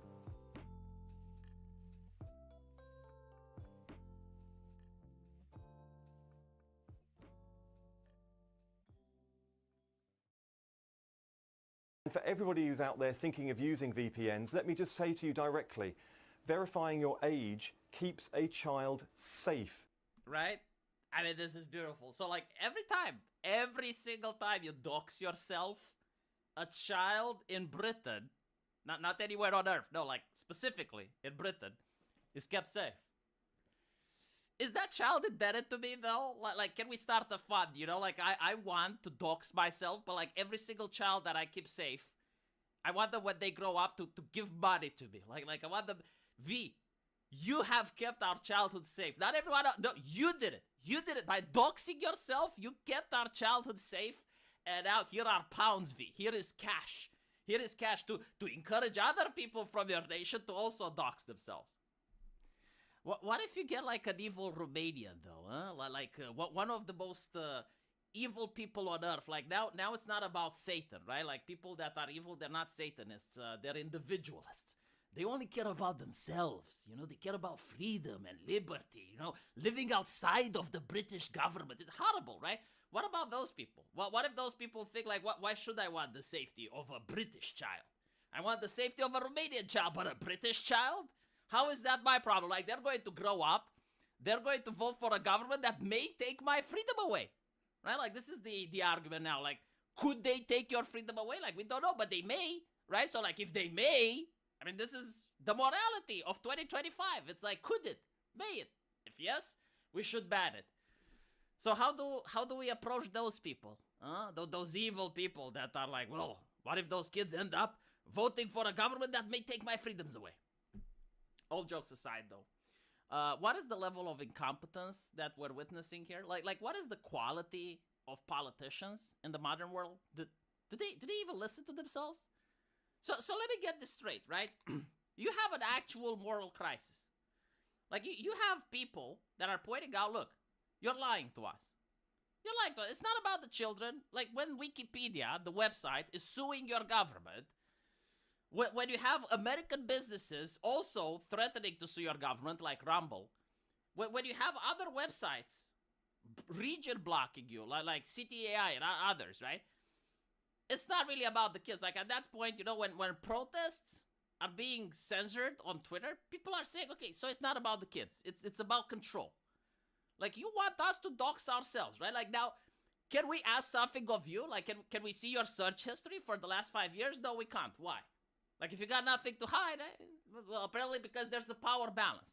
Like, we pretend that everyone is above everyone is under the law, and we pretend that we're all citizens, but in reality, like, people are kind of get it. Like, no, you're from the government. Like, you're better than us. Okay, so you want us to dox ourselves. You're saying, no, that's not true. We don't, like, oh, goodness gracious, I would never. And then you're basically saying that using a VPN is keeping a child safe. Do these people know any other argument than, like, pure emotional? Like, why are they dialing up the emotional argument, the emotional hysteria all the way to 11? Now, you know, they do say that every nation deserves their own government. And so, like, maybe this is how British people are. Like, they are driven by emotion. And maybe this is what it means to be a good politician. Like, don't talk about what you're doing. You know, don't talk about real politics. Don't have any cynicism in your arguments or in your debates. Just like emotion. The children, 11. You know, women, children, women. And that's how you make a good politician, right? I guess In Eastern Europe, it's not like that. Unfortunately, though, for some mysterious reason, their policies from Eastern Europe seem to affect us as well, because we share the same fucking internet. But it is what it is. Now, why did they decide not to ban VPNs? Because, like, they don't... Like, we noticed, right? Like, why are they begging people? Do they have to beg people? No, they can just pass a law. You know, pass a law and ban smoking. Pass a law and ban the use of social media under it. Like that's how you shape society now, with a piece of paper and a stamp. Doesn't matter what people think. You're going to use emotion in order to manipulate their opinion so they agree with you anyway, right? Someone talks naughty, spreads memes, shares edgy humor. Sign a piece of paper. You sign a piece of paper and you govern, right? So why aren't they banning the VPNs? Why don't they sign a piece of paper to ban the VPNs? Well, the answer is that they have a lot of contractors that use VPNs. Ah, okay, now it makes sense, right? Now it makes sense. So like, you need to keep children safe. Their contractors get to keep children in danger, based on their own logic, right? And so now you see ISPs that are blocking VPNs. Man, it's like once you understand politics and you understand the level of hypocrisy and the level of cynicism, it gives you like a completely different taste in your mouth, you know? This to me is literally the pandemic, right? So like during the pandemic, I was healthy. I never got sick. Not once. But I know people like me that also never got sick. Not once. Their businesses were closed. They, like myself, were forced to stay indoors. They, like myself, were forced to wear a mask. They, like myself, were being coerced by the television with emotional messaging. And this is literally the same thing. It's like, oh, just dox yourself. Dox yourself. Like, yeah, I know you're over the age of 18, but dox yourself anyway. How does that make sense, though, right? Like, how do you protect a child as an adult if you dox yourself? Like, if you're already an adult, right? You live alone in your house, and you install a VPN because you don't want to dox yourself. How exactly are you endangering children? Like, the purpose of the law was to make sure that children don't go on websites, correct? Correct. Okay, so, endangering a child would be like if you as an adult would tell a child how to get past the system. But, like, if you personally, like, you don't interact with children, you don't do anything, you're in your house, you install a VPN. But it is fascinating, isn't it? Right? So, like, people are saying, yeah, the government wants us to dox ourselves, so that they can control us better, so that they can push for digital ID, so that they can, you know, like at one point, if you're a problem, you're making a protest against the government, they can just block your ID and all of a sudden you're banned from all the social media websites, you're like a child. And their counter argument is like, yeah, pretty much just dox yourself. Just dox yourself. Protect the children, yeah. It's interesting though, no one believes it.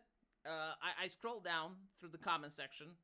He's being mocked, ridiculed. Apparently, like, is this the person that said that Grok's AI is childlike? Because this is another narrative that I'm seeing, which, by the way, went away, right?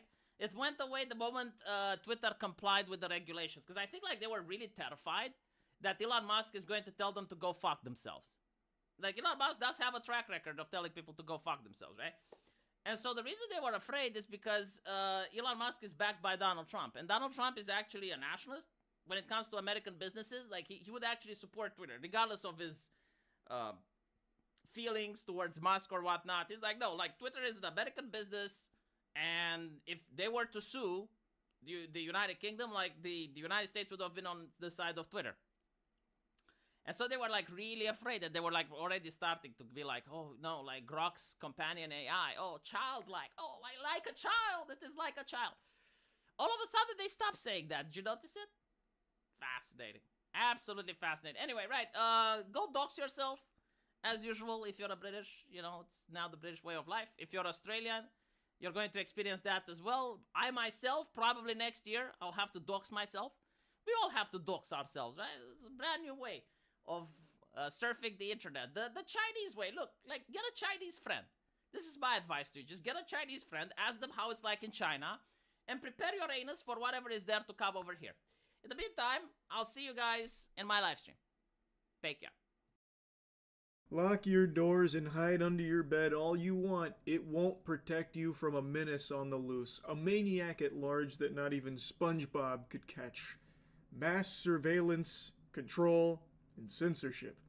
It's now at our doorstep here, a place many have called home, YouTube. They've just announced they're rolling out AI in the US to detect if users are actually under 18, ignoring whatever the account's stated age is, and will apply restrictions to users it suspects are teens. And if it suspects that you are not over 18, it will restrict what you have access to, and the only way to overturn that is by providing identification. That sounds awfully familiar. Does that ring any bells to anyone out there, you know, with what's going on over in the UK at the moment? I would certainly hope so. If it doesn't, go give your doctor a huge pat on the ass and tell him that the lobotomy was very successful, because you have lost all fucking brain function. It's now US citizens' turn to have the piss sucked from their balls here and all privacy completely thrown in the shitter.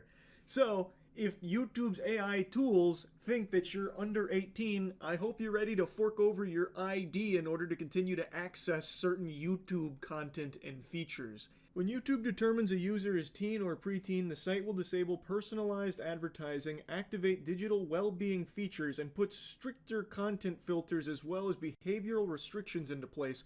Basically, YouTube will pop its titty into your mouth and breastfeed you here because your parents aren't fucking raising you. What a joyful, pleasant future where these greasy, greedy, ghoulish corporations are now going to be LARPing as your parental figures, deciding what you can and cannot access based on their estimation of your age.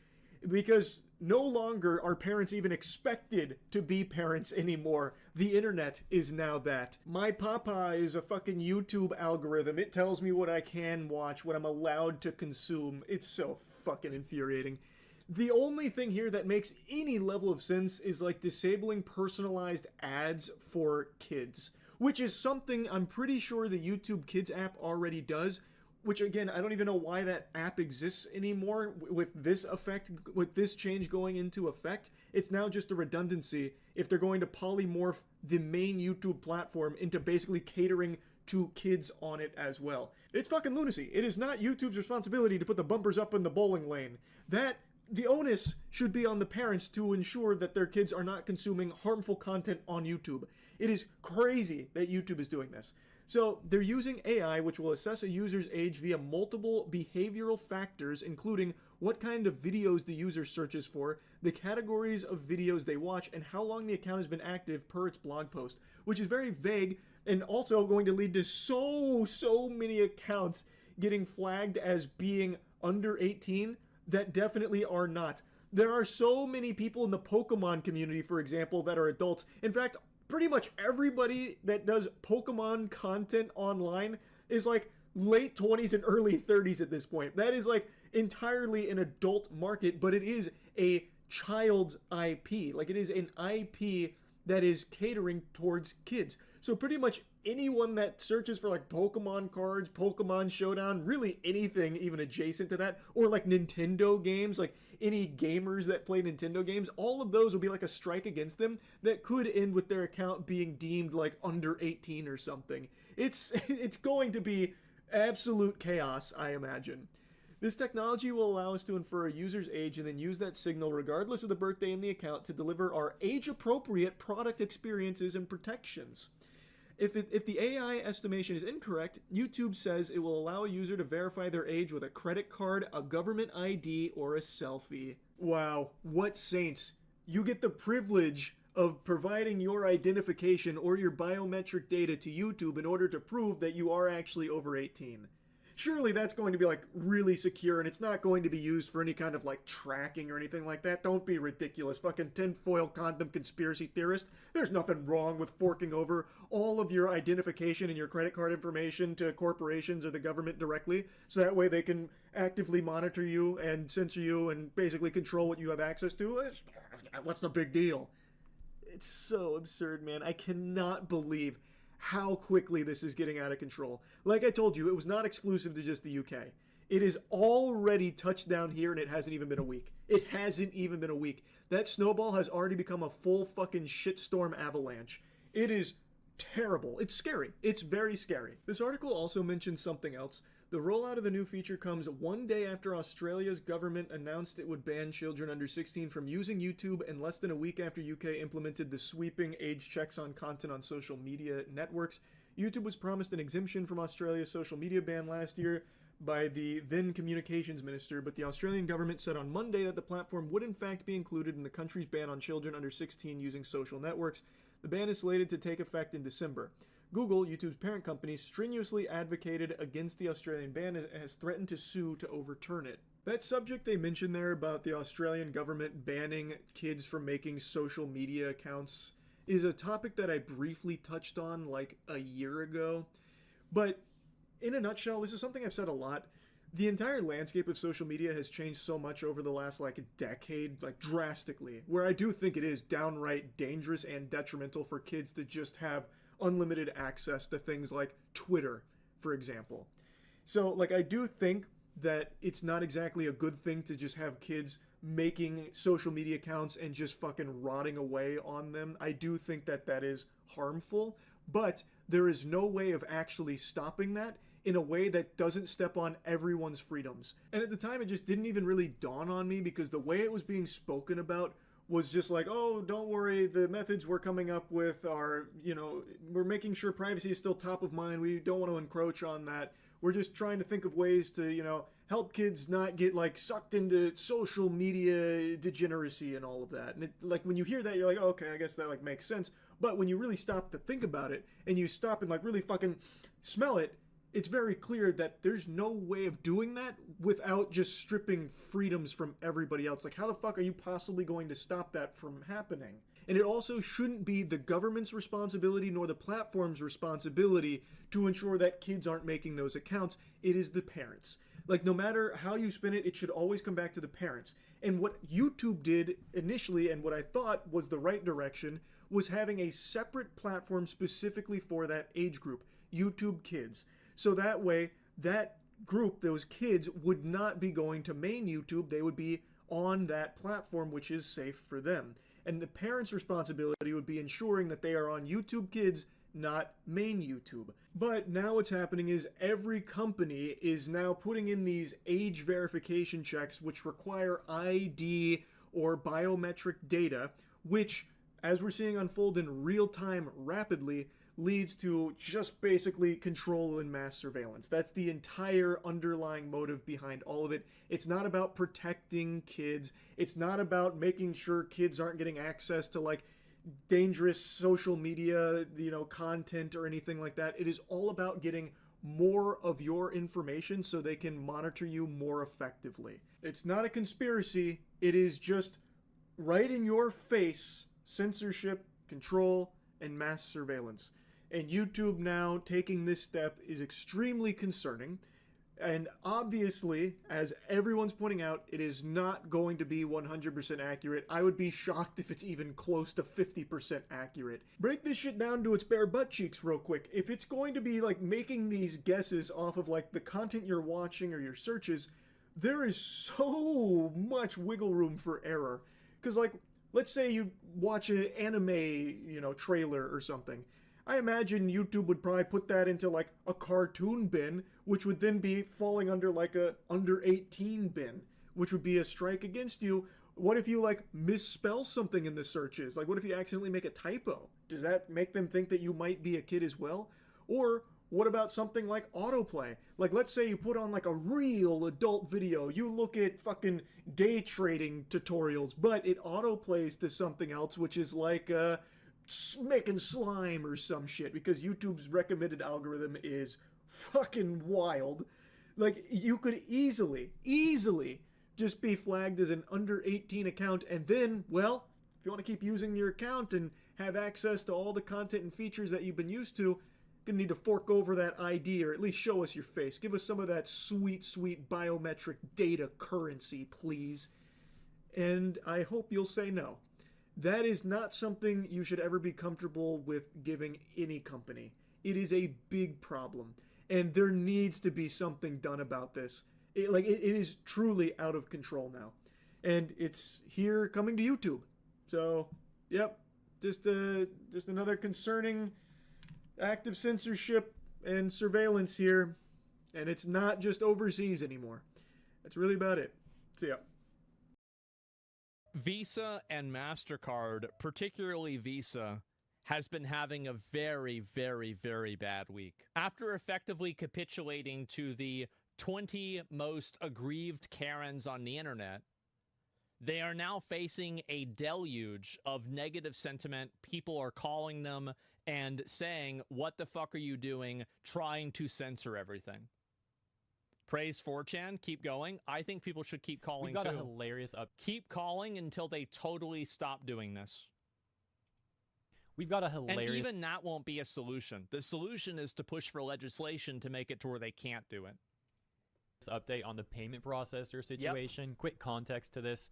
Early on, when Collective Shout went after payment processors to try and get them to Collective Shout is a literal Karen advocacy group in Australia that complains about things and just literally, it's basically, can I speak to the manager incorporated? After Steam, and Steam ended up changing their policies over all this stuff, removing certain adult games. You know the story. Well, people were coming up with ideas to fight back against the payment processors. And one of the ideas that was being shared early on was, for example, as you can see here on our Steam, 5 days ago, how to directly pressure payment processors. That's right. If you have a Visa card, go here. Tell Visa you're ticked. And you have to directly pressure them. Because if you don't directly pressure them, people that want to censor you will. You don't bring a knife to a gunfight. You can, but you're going to end up dead. Need to directly pressure them. Be nice, don't be rude. Remember, customer service tech you're talking to didn't make the decision, but we need to stand up against censorship. And so some people are sharing their testimonials, if you will, their stories about what happened when they contacted these payment processors, and it seems like this is actually, on some level, working. So this is a good update, and also a hilarious one. So I mentioned there were some testimonials, or however you want to put it. Let me show you what I'm talking about. This user saying, Visa card representative yelled at me. I called this number and simply asked about the content guideline. I got, we've been getting thousands of calls. You talked to someone? Who did you call? Other people accepted what I said, so why don't you? And then saying at Visa is cooked. And then we also got this one saying, did what I could today, did some work, called Visa. The man was understanding, put me on hold for 25 minutes. When back, it was a new person who was very tired. I then repeated the whole story, and I could hear the sigh of energy draining when they knew what it was leading to. This one's crazy. Says, I wish this was a joke, but I got called a predator today by a Visa rep. That's bullshit. I don't believe it. Think I just happened to be called that. Wait, think I just happened to be a call that pushed the woman over. Excuse me. Lodged 2 formal complaints after that and spun circles on the 2 calls and was about 25 minutes. Why would you get called a predator, though? Probably because they were defending a game that that was viewed as a predator game. Frick, dude. That's the reason We've also why. got this one. Says, Visa had a similar kicked issue my on the phone dog yesterday with Visa. Wait, in which really? They were hyper aggressive. And the woman even tried suggesting that I must have been buying illegal content. What?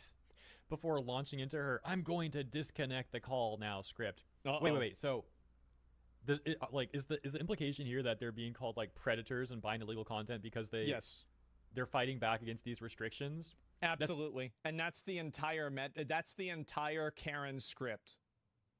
It's that if you don't agree with us, you're helping predators. And so it creates a moral high ground. Seems like the sort of thing like collective In order to understand how people like this operate, think about the stupidest, most brain-dead, emotionally driven argument that you could possibly imagine. That's what they're using. Would say, like, I wouldn't expect this from people who are just like Visa hotline people. And I kind of feel bad. This is all bullshit. Just people calling to blast customer service reps of zero power. Do we need to wait to actually put executives on blast? Oh no, I think that we should do that too. Absolutely. But if you just push back against it collectively, I think that's the best option. Sending emails to executives and also to other people in marketing is probably the best option. And then also especially telling them that you're ending service. I think that's another thing, but nothing will solve this problem other than legislation. But this is a nice stop. It's a nice Band-Aid for now, right? I'm on one hand because like they're just, the employees. And the thing is that the goal with doing this is to make companies afraid to capitulate to advocacy groups. That is the goal. You want to create a, so you're asking somebody, like, do you want to get your hand cut off or your arm cut off? You want to make sure that making you unhappy is getting your entire arm cut off. And what I mean by that is you have to create, if you want to change people's behavior and you want people to side with you, you have to create a negative consequence that is so extreme that not going along with you will be detrimental. That's what you do. That's how it works. Who are not responsible for these policy decisions and whatnot, but like they shouldn't Hold them accountable. accuse Yes. people of being predators and saying they're buying illegal Fighting content fire and with everything. fire. My point Yes. is that seems like the sort of Always thing fight you would fire with expect fire. Collective Shout to say, right? Like, oh, you're upset with us going after these games, you must be a predator, or you must be buying illegal content or something, you know, some nonsensical point like that. But apparently these people are saying that even some of these Visa hotline people are saying stuff like this to them. Maybe I'm misunderstanding this. I'm just trying to make sense of you know, some of these responses that people are apparently getting. And as written here, the folks applying pressure know that someone at a call center has limited power in a scenario like this. Typically, agents are equipped to handle standard customer issues like payment fraud or credit card loss. But the point is not to enact change through a specific phone call. It's to cause enough disruption that the ruckus theoretically starts costing payment processors money. It absolutely will. It 100% will. And all you have to do is get enough people together and you can do anything that you want. You just need more people. Takes us back over to Japanese politician Zenko Kurishita. Why do these people always target gamers? I don't know. They shouldn't have targeted the gamers, man. What's written here shows you how Collective Shout went about this and why this strategy that gamers are now using to go after payment processors is essentially fighting fire with fire. So he says, the Australian organization Collective Shout has been pushing for content restrictions on Steam and itch.io. According to records published on their website, they sent 1,067 emails to payment processors like Visa and MasterCard starting in May. If such a number of emails led to regulations that cost around 20,000 adult games to disappear, with reports also indicating that these games were removed from the libraries of users who had previously purchased them, which it can is, only be again, described stop as killing a games, serious threat right? to That's creators another and reason users. why it's important. Even though there might have been many times more people who felt those works were fine or liked them, what about the effort put in by these creators? They are unilaterally decided without consideration. This asymmetry, along with the lack of transparency and information disclosure, is also a significant issue. And he cites Collective Shout's fucking based. Absolutely fucking based Japanese. If the Japanese want to stop this, why don't they just make a law where you can't do this? It's so simple. Just say either process the payments or get out of the country. They are? That's what I would do. And I would apply the law to one of them.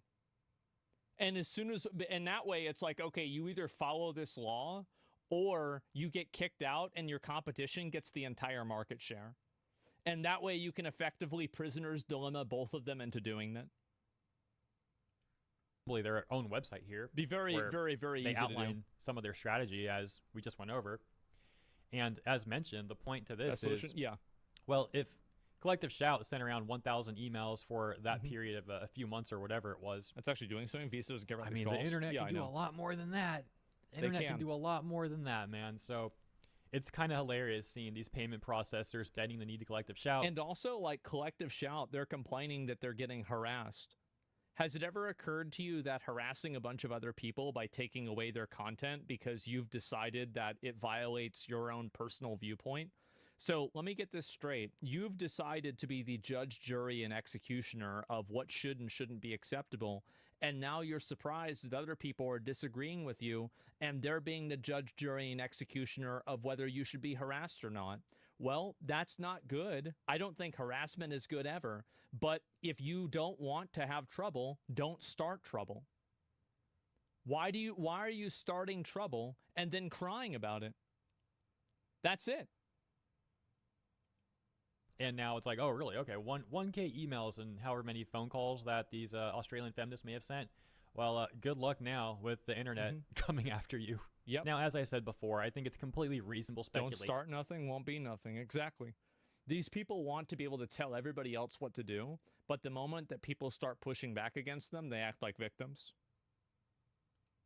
Seems like the internet's making them earn it. Executives I at these can't payment feel bad. processors Too actually bad. have no issue Shouldn't have done it. with Collective Shout trying to get them to do this stuff. What I mean more specifically is they want to try and abuse their power and see what they can get away with.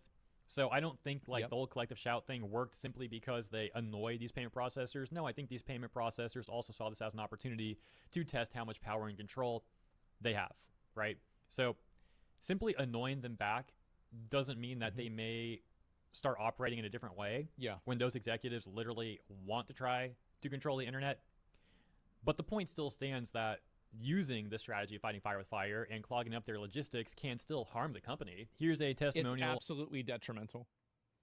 I heard from a Blizzard employee, this is a different thing, that do you guys remember, for any of the old viewers, the day that Blizzard restored my blessed battle gear of undead slaying on stream? It was not pirate. Do you remember that? Yes.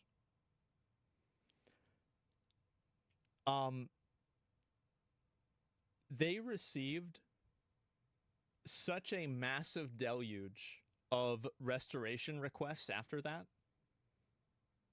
that it was a legitimate problem.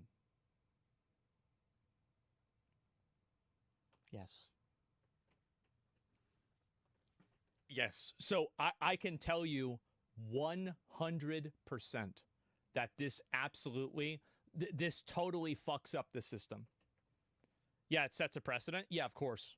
On Steam 4 It's days Pirate's ago. dad. This is Oh, about yeah, an 'cause his email. dad so worked a at bit different Blizzard from the too, ones we right? read earlier regarding phone call responses. Says, so I got a response from Visa. Yeah. Reads, hello, Redacted. Thank you for reaching out and sharing your perspective. As a global company, we follow the laws and regulations everywhere we do business. While we explicitly prohibit illegal You're the reason it's activity on automated? our network, No, something we are else. equally committed to protecting illegal commerce. If a transaction is legal, our policy is to process the transaction. I don't know We do about not make that one. moral judgments on legal purchases made by consumers. Lying. Yeah, right. Oh my gosh. Yeah, we the saw OP this goes yesterday. on and like calls that out too. We'll get to that though. Visa does not moderate content sold by merchants, nor do we have what?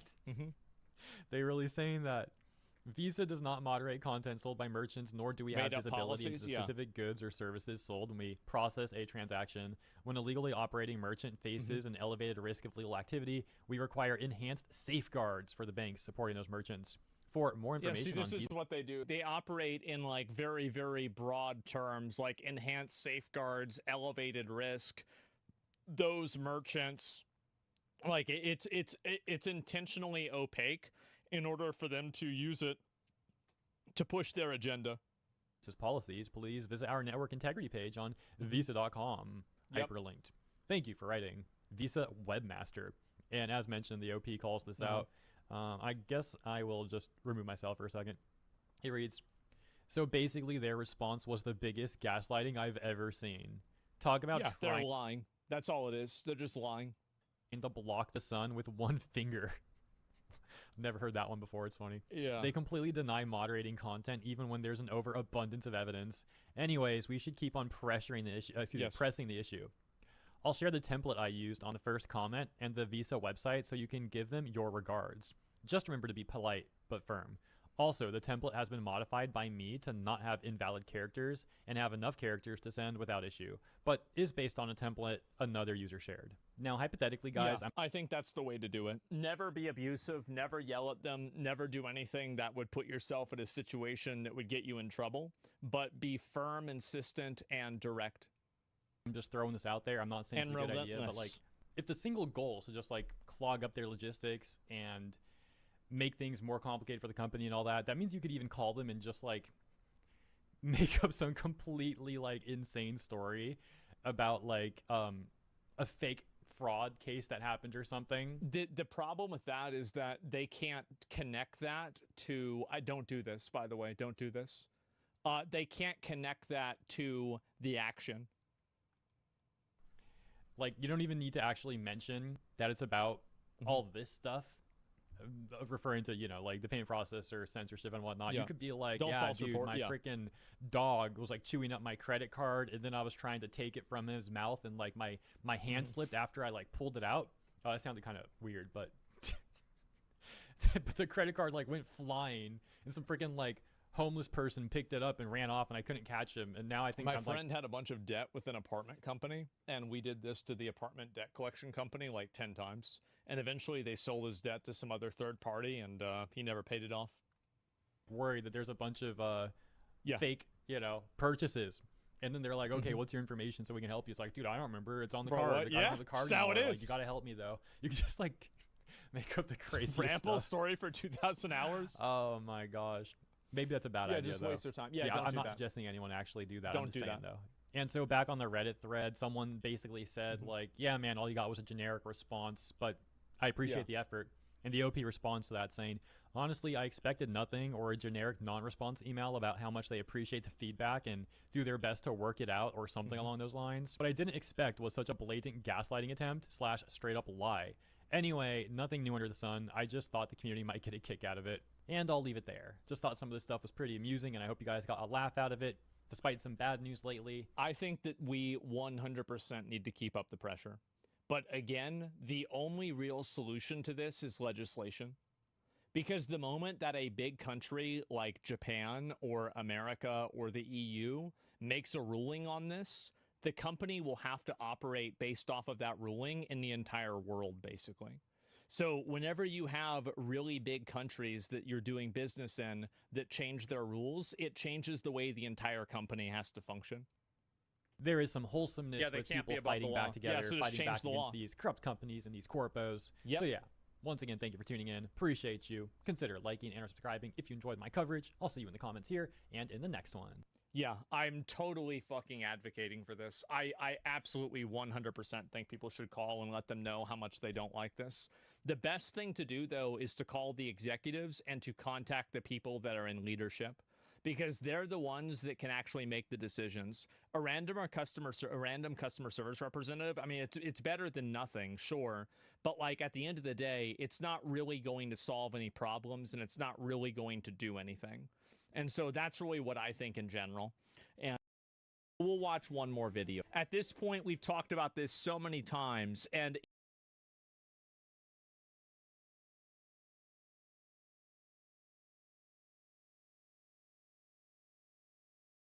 I know a lot of people. Modern women are doomed by this new, what is this here? Anti-paternity fraud law? A lot of people are. And I am someone that has a really hard time asking for help. But I am so desperate. For what? Shut up. Y'all bashing me about having 7 kids and looking for somebody to help take care of them. What is the issue? As a single woman, am I supposed to just give up on life and not want to find a man? You should have given up on kids after one. That's gonna help me and my kids. What? My husband got a paternity test on our 5-year-old daughter and it came back negative, and now he wants a divorce. If you falsely accuse a man of being your baby's daddy, it's called parentage fraud, and it's no joke. For those of you who are in Tennessee, guess what? House Bill 2689 is getting ready to pass. That is requiring paternity tests before you sign the birth certificate. Because, you know, when people do paternity tests, 1/3 of the time, they end up not being the father, and if they start testing everybody, that number... What? Well, I guess that's probably selection bias, to be fair. ...only go up, not down. They're actually starting to jail time the ladies for maternity fraud. If J.D. Vance becomes president, this is going to be nationwide, okay? Because it is such a rampant crime. And yes, it's a crime. Hallelujah. This needs to go nationwide. But at least it's the first step. True.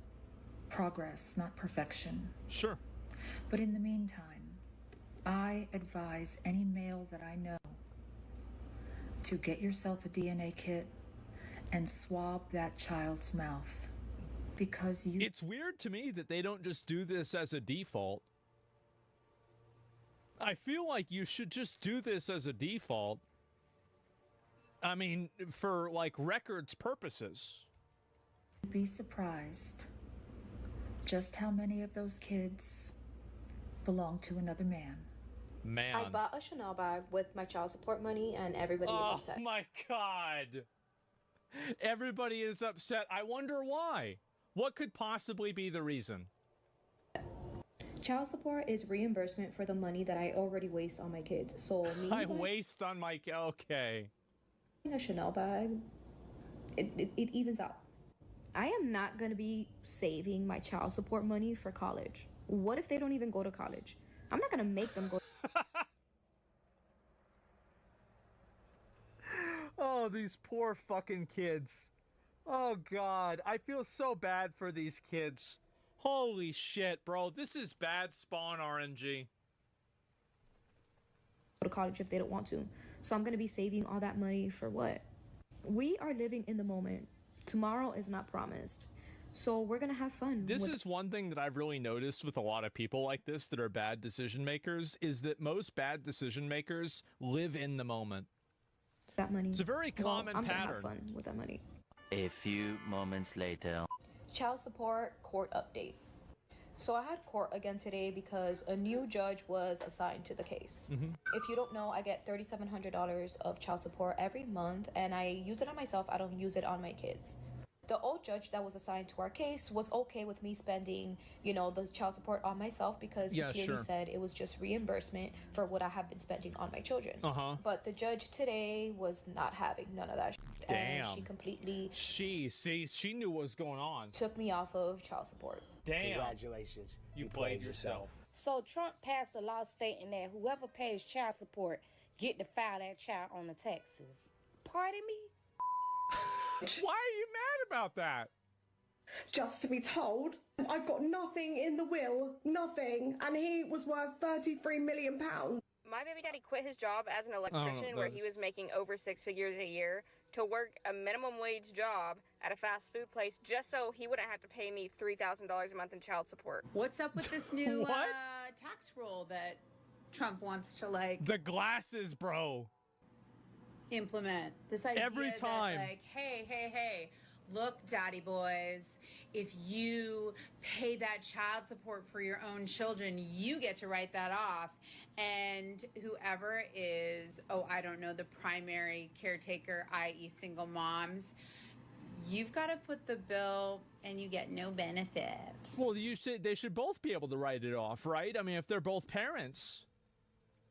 I bet you more than half of fathers who are separated from their baby mamas do not have 50-50 custody. I feel like if you're the kind of person that is even using the term baby mamas unironically, you are already in hood rat territory. You are already in trailer park territory. Like, who the fuck talks about this? Who even uses this word? Because of the mother. Because of the selfishness of the mother. Why did I divorce my husband? I divorced my husband because I was making a certain amount of money. I divorced my husband because I thought I didn't need him anymore. I divorced my husband because I had this senior position at work and thought I held the same position at home. I divorced my husband because I thought I was better than him because I had my degree now. Today is Friday and I got my child support check. Yeah, what are you gonna do? I don't know what to spend it on.